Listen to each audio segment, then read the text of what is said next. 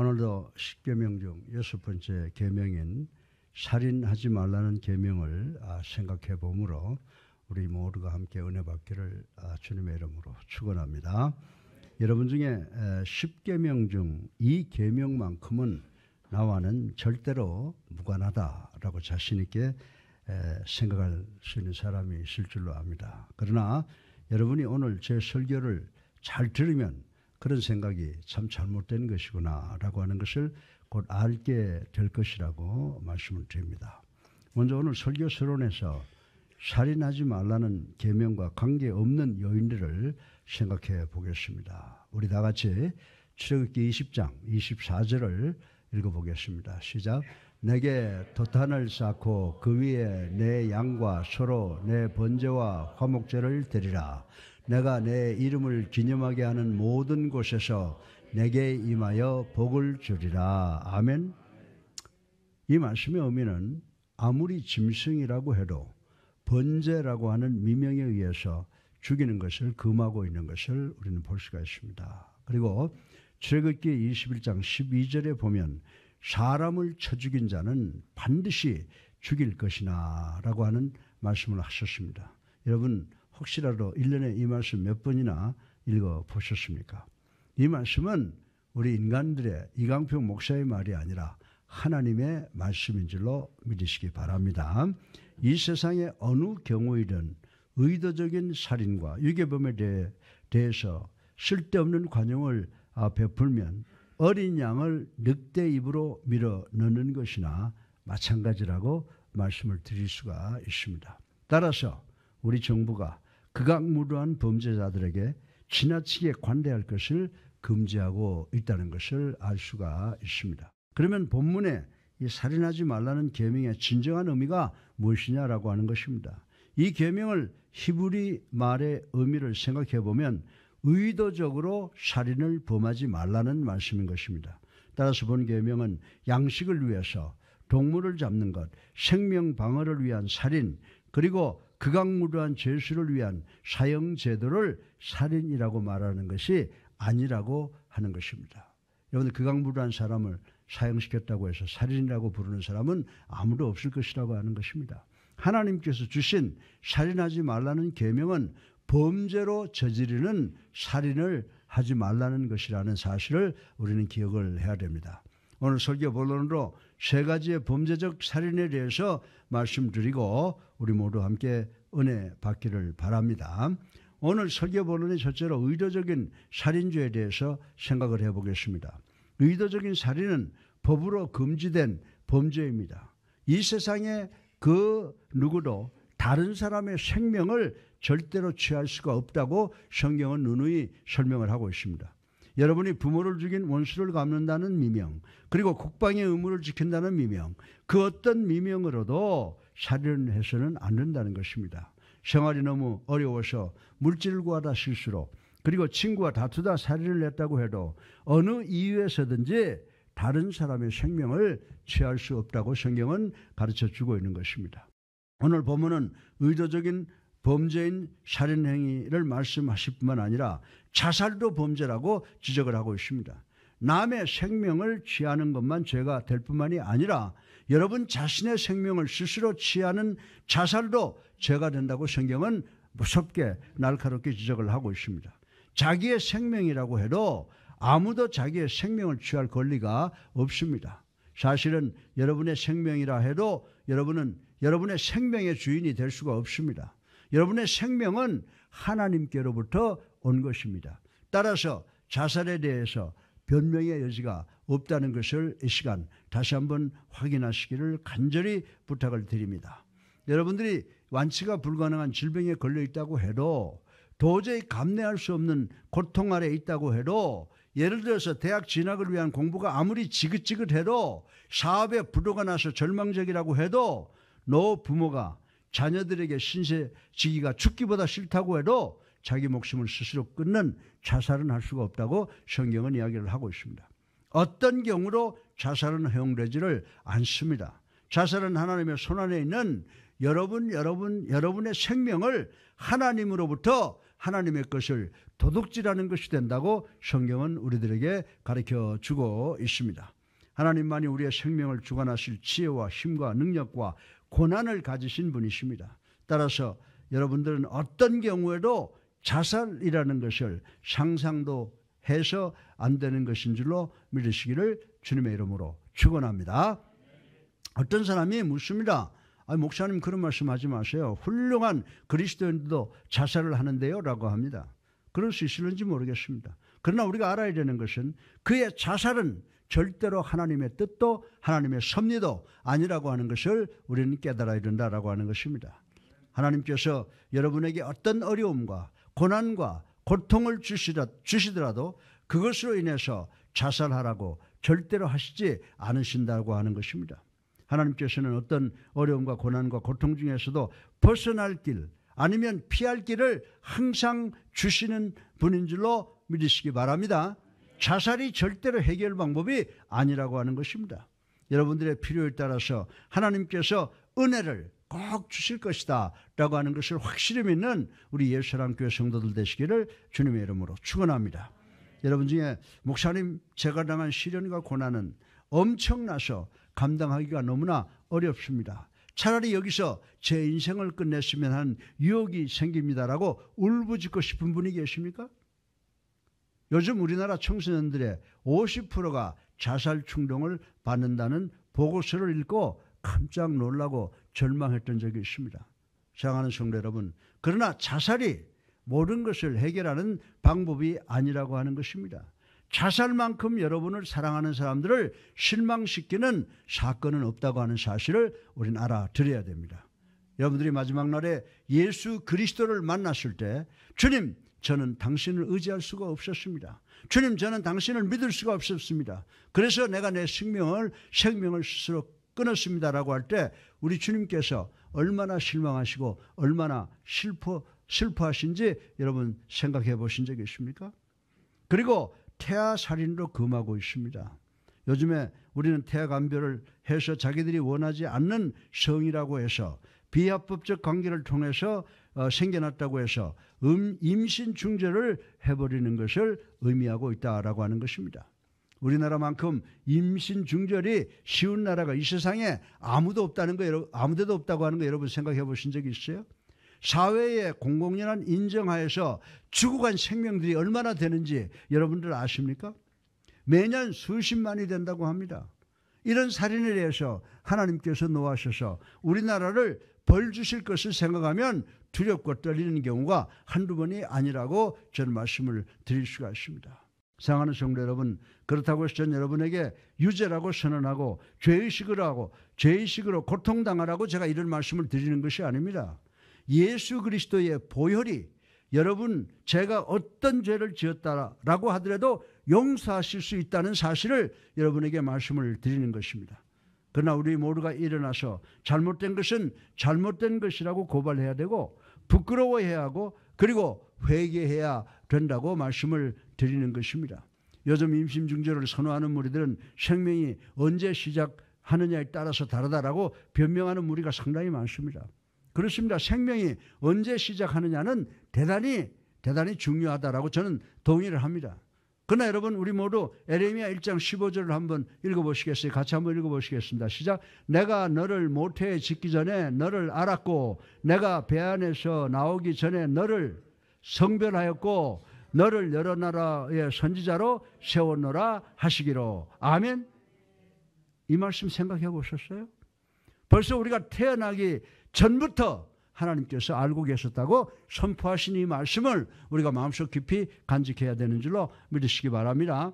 성경은 개인의 존엄성은 태안에서부터 시작된다고 가르쳐 주고 계신다라고 하는 것입니다. 생명의 잉태 후에 생리학적으로 보면은 18일부터 20일 사이에 태아의 심장이 생겨 박동을 시작하고 태아의 중추는 40일 이후부터 시작이 되고 8주 만에 완전히 생겨난다고 합니다. 그리고 9주 후에 태아는 자극에 반응을 하기 시작한다라고 하는 생리학적 원리가 있습니다. 호흡을 하고 침을 삼키고 눈을 깜빡이고 신체 부위를 움직인다고 말씀을 하는 것입니다. 또한 아픔과 배고픔을 느끼기 시작을 합니다. 그러면 하나님께서 살인하지 말라는 이 계명을 통해서 우리에게 명령하시는 내용이 무엇인지 아십니까? 하나님께서는 우리에게 의도적 살인죄를, 자살죄를, 그리고 태아 살인을 저지르지 말라고 경고하고 계시는 사실을 확실히 이해하고 믿는 우리 예수님께 성도님들 되시기를 주님의 이름으로 축원합니다. 두 번째로 성경이 우리에게 가르쳐주고 있는 말씀은 간접살인을 하지 말라고 하나님께서 경고하심을 생각을 해보겠습니다. 여러분 중에 아이고 목사님 나는 다른 계명은 다 어겨도 살인하지 말라는 이 계명은 어긴 일이 없습니다라고 생각하실 분이 계실 줄로 압니다. 그러나 우리 중에 많은 사람이 이 간접살인에 연루가 되어 있다는 것입니다. 우리가 하는 말과 일이 다른 사람의 생명을 잃는 일에 단명하게 하는데 영향을 미치는 경우가 있을 수 있다는 것을 우리는 인정하고 알아야 된다라고 하는 것입니다. 제가 세 가지의 경우를 말씀을 드리겠습니다. 어떤 사람은 잔혹성에 의해서 주변 사람의 생명을 단명케 하는 경우가 많이 있습니다. 여러분들 중에 우리 부모님께 흰머리를 더해드리고 부모님의 눈 밑에 주름살이 깊이 파이게 하는 분들이 계실 것입니다. 또한 남편 여러분의 무분별한 삶으로 여러분의 아내를 괴롭혀서 아내가 죽어가게 하는 수가 있을 것입니다. 어느 가정에 두 아들이 있었는데 이들은 술주정꾼이요 세상의 남봉꾼이었습니다. 어느 날 새벽에 이 두 아들이 술이 만취돼서 흔들거리면서 들어오는데 그 두 아들의 아버지가 권총을 장전해서 아들들을 기다렸습니다. 아들들이 곤드레가 돼서 들어오자마자 권총을 주면서 이 총으로 2층에 올라가서 늙은 너희 어머니를 총으로 쏴서 죽여라.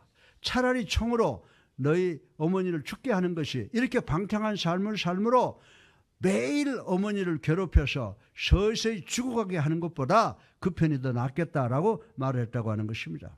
이런 경우가 잔혹성으로 사람을 죽게 하는 경우를 말하고 있는 것입니다. 그리고 부정에 의해서 살인을 저지를 수가 있다라고 하는 것입니다. 이 부정이라고 하는 의미가 무엇입니까? 술을 만들어서 과음하게 하고 약물에 중독되게 해서 그리고 니코틴 흡연으로 인해서 생명을 단축시키는 것도 이 계명을 깨트리는 것이라고 성경은 지적을 하고 있습니다. 오늘날 우리 서울은 참으로 문제입니다. 미국 사람들의 술 문화를 보면요. 칵테일 한 잔을 들고 그 모임이 끝날 때까지 버팁니다. 그런데 우리나라 사람들은 소주나 양주를 몇 병씩 까야 되는 것을 보면 더 나가서 폭탄주라고 하는 양주와 맥주를 섞어서 마시는 것을 보면 위장이 어떻게 견뎌내는지 걱정이 되는 경우가 많이 있다고 하는 것입니다. 그리고 우리가 살고 있는 강남 지역을 보면 가는 곳마다 술집을 세워 모든 사람의 뇌세포를 죽이려고 하고 있다고 하는 것입니다. 오늘날의 신문을 통해서 서울에서 일어나고 있는 범죄 종류와 범죄율을 한번 보시기 바랍니다. 하박국 2장 1절에 12절에 보면요. 피로 성읍을 건설하며 불의로 성을 건설하는 자에게 화이실진저라고 말하고 있습니다. 여러분들이 여러분의 도시를 술과 약물과 매춘과 그 어떤 범죄를 통해서 건설한다는 것은 빈손으로 도시를 건설하는 것인데 이런 것이 나중에 여러분들에게 화가 미친다고 성경 말씀은 지적을 하고 있습니다. 우리 하박국 2장 15절에 보면 이런 말씀이 있습니다. 우리 한번 읽어볼까요? 시작. 이웃에게 술을 마시게 하되 자기의 분노를 더하여 그에게 취하게 하고 그 하체를 드러내려 하는 자에게 화이실진저. 아멘. 예. 여러분들 요즘에 여러분들 그거 못 느끼시죠? 옛날에 저희들이 이 고속도로를 많이 오고 가는 걸 봤는데 우리나라 고속도로 주변에서 술을 파는 장사들이 흥행했다는 그런 뉴스가 나온 것을 제가 들은 적도 있고 제가 본 적도 있습니다. 이들은 우리 모두를 음주운전을 부채질하고 있습니다. 요즘 우리나라의 사망률을 보면 질병으로 죽는 사람도 많이 있지만은 술에 취해서 자동차 사고를 통해서 생명을 잃는 사람들이 많이 있다고 하는 것을 우리는 부인할 수가 없습니다. 여러분들은 술을 팔고 약물을 팔고 담배를 팔아 선량한 사람들을 죽게 하는 사람이 있는 것을 아실 줄로 믿습니다. 여러분들은 술을 팔고 약물을 팔고 담배를 파는 무리들이 살인하지 말라는 이 계명을 어겼다는 진술에 대해서 반론을 제기하실 수 있다고 생각하십니까?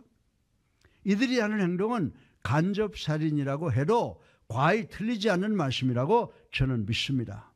윌리엄 부스라고 하는 부흥사, 이분은 나중에는 구세군을 창설하신 분, 목사님이신데, 술이라 하는 이 술은 부정적인 것이다라고 말을 한 적이 있습니다.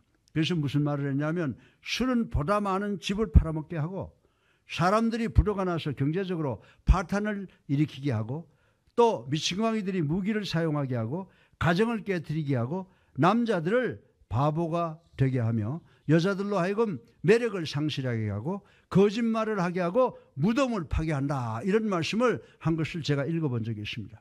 따라서 이 세상에 그 어느 죄도 이 알코올보다 무서운 죄는 없다고 하는 사실을 우리 모두는 기억해야 된다고 저는 말씀을 드리고 싶은 것입니다. 또한 육체의 욕구는 이 계명을 어기게 합니다.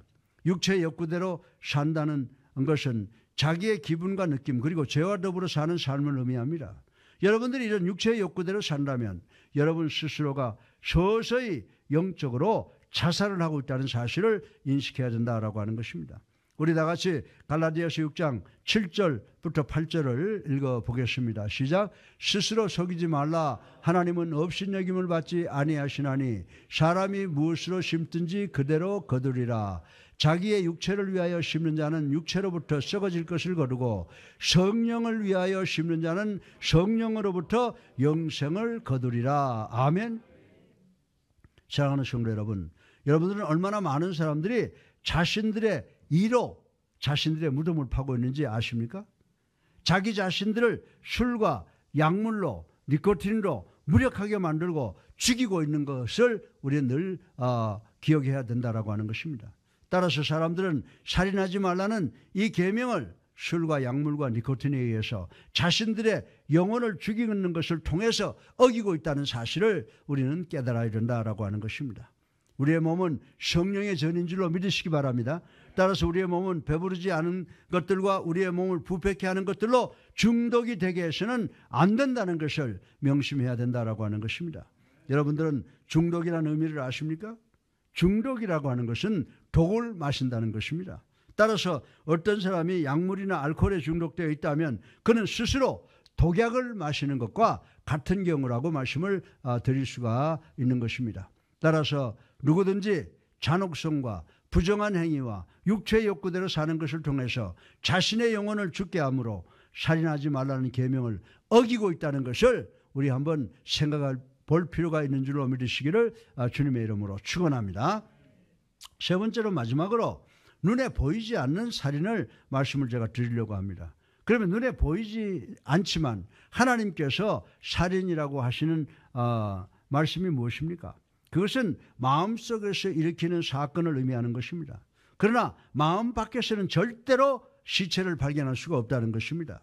예수님께서 마태복음 15장 19절에 마음에서 나오는 것은 악한 생각이라고 말씀을 하셨습니다. 살인은 외부에서 마음 안으로 들어오는 것이 아니라 마음에서 나온다고 성경은 지적을 하고 있습니다. 여러분들의 마음속에 누구를 죽여야 되겠다라고 생각하고 아무에게도 그 말을 해본 적이 없다고 해도 하나님께서는 여러분을 살인자라고 규명하신다는 것을 생각을 해야 된다라고 하는 것입니다. 우리 다 같이 마태복음 5장 21절부터 22절을 읽어보겠습니다. 시작. 옛사람에게 말한 바 살인하지 말라. 누구든지 살인하면 심판을 받게 되리라 하였다는 것을 너희가 들었으나 나는 너희에게 이르노라. 형제에게 노하는 자마다 심판을 받게 되고 형제를 대하여 나가라 하는 자는 공회에 잡혀가게 되고 미련한 놈이라 하는 자는 지옥불에 들어가게 되리라. 아멘. 예, 본문에서 나타나고 있는 이 단어 중에 제일 중요한 게 라가라고 하는 말인데 이 라가라고 하는 말은 아람어로 경멸하다라고 하는 의미인 것입니다. 여기서 우리 주님께서 하시는 말씀의 의미가 무엇입니까? 주님께서 하시는 말씀은 여러분의 마음이 다른 사람에 대해서 분노가 끓고 있다면 여러분이 하나님의 형상으로 지음받은 사람을 천대하는 눈으로 경멸하는 눈으로 본다면 그 사람에게 경멸하는 말을 한다면 이것이 바로 라가라고 하는 의미라고 강조해서 우리에게 말씀을 해 주시고 계시는 것입니다. 여러분이 형제자매를 향해서 이런 마음을 갖고 있거나 이런 말을 하면 우리는 살인자라고 하나님께서 부르신다고 직접 우리 주님께서 말씀을 해주셨습니다. 사람들이 갖고 있는 분노는 대단히 무서운 것입니다. 여러분이 자동차를 몰고 가다가 누가 얌체 운전으로 끼어들면 클락션을 누르고 욕지거리를 하고 분이 나서 어쩔 줄 모르는 경우가 있습니다. 여러분들은 이런 것이 죄가 아니라고 생각을 합니까? 여러분은 이 계명을 어기는 것이 아니라고 생각하십니까? 화가 커지면 무엇이 됩니까? 분노가 되는 것입니다. 여러분이 분노를 느끼게 되면 하나님께서 여러분에게 살인자라고 하신 말씀을 우리는 반드시 기억해야 되는 줄로 믿으시기를 바랍니다. 요한 1서 3장 15절을 보면요, 사랑의 사도인 요한은 그 형제를 미워하는 자마다 살인하는 자라고 정의한 것을 우리는 기억을 해야 된다라고 하는 것입니다. 그리고 하반절에 보면은 살인하는 자마다 영생이 어떻게 된다고 그랬어요? 영생이 그 속에 거하지 아니하는 것을 너희가 아는 바라. 아멘. 얼마나 무서운 말씀이지만 우리한테 감사한 말씀입니까? 사랑하는 성도 여러분, 여러분들의 마음이 미움의 본부가 된다면 여러분은 바로 살인자라고 하는 것입니다. 그러면 여러분의 마음에 영생이 거하지 않는다는 것입니다. 오늘 우리나라에는 지역과 계층끼리, 종교끼리, 가족끼리, 이웃끼리 미워합니다. 더 나아가서는 성도끼리도 미워하는 경우가 없지 않아 있다고 하는 것을 말씀드리지 아니할 수가 없습니다. 미워한다는 것은 눈에 보이지 않는 살인이며, 이 살인은 여러분들의 마음속에 사탄적 생각으로부터 나오기 시작을 한다고 성경은 우리들에게 가르쳐주고 있습니다. 누구든지 형제를 미워하면 지옥의 불 속에 들어갈 위험이 있다고 우리 주님께서는 말씀을 통해서 지적하고 있는 것을 명심해야 된다라고 하는 것입니다. 따라서 지금은 여러분 모두가 사랑이라는 말의 진정한 의미가 무엇인지 배워야 할 때라고 저는 말씀을 드리고 싶은 것입니다. 여러분들이 소유한 문제가 우리 정부의 노력과 힘에 의해서 해결되지 못합니다. 여러분의 문제는 여러분의 노력과 힘에 의해서 해결될 수가 없습니다. 여러분 모두가 성경을 통해서 예수 그리스도의 사랑으로 서로 사랑하기 시작할 때 여러분들의 문제가 비로소 해결되기 시작하는 줄로 믿으시기를 주님의 이름으로 축원합니다. 사랑하는 성도 여러분, 우리 모두도 우리 주님 앞에서 죄인인 줄로 믿으시기 바랍니다. 우리 모두는 범죄적 살인죄는 저지르지 않았습니다. 그러나 우리 모두의 죄가 예수님을 십자가에 못 박게 되었다는 사실을 반드시 기억하시는 우리가 되기를 주님의 이름으로 축원합니다. 나의 죄가, 여러분의 죄가 예수님의 머리에 가시관을 쓰게 하셨습니다. 나와 여러분의 죄가 예수님의 손과 발에 못이 박히게 했습니다.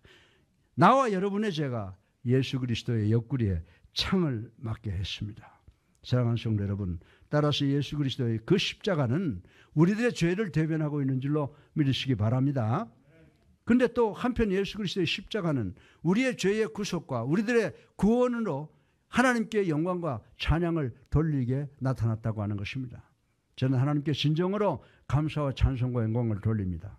한 점의 죄도 없으신 분이 여러분과 나의 죄를 대속하기 위해서 여러분과 나의 죄를 지시고 우리 대신 십자가에 돌아가셨다고 하는 생각을 할 때마다 뜨거운 눈물이 흐르지 않을 수가 없는 것입니다. 사랑하는 성도 여러분, 이 살인하지 말라는 계명이 우리를 정죄하고 죽게 하는 계명이라면 또 하나의 계명이 있습니다. 여러분이 어떤 죄를 지었다고 하더라도 오늘날 그 모든 죄를 해결할 길이 있습니다. 해결할 길이 있습니다.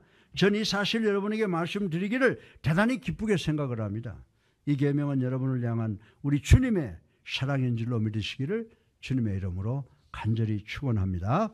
오늘 설교의 마지막 부분을 잘 들으시기 바랍니다.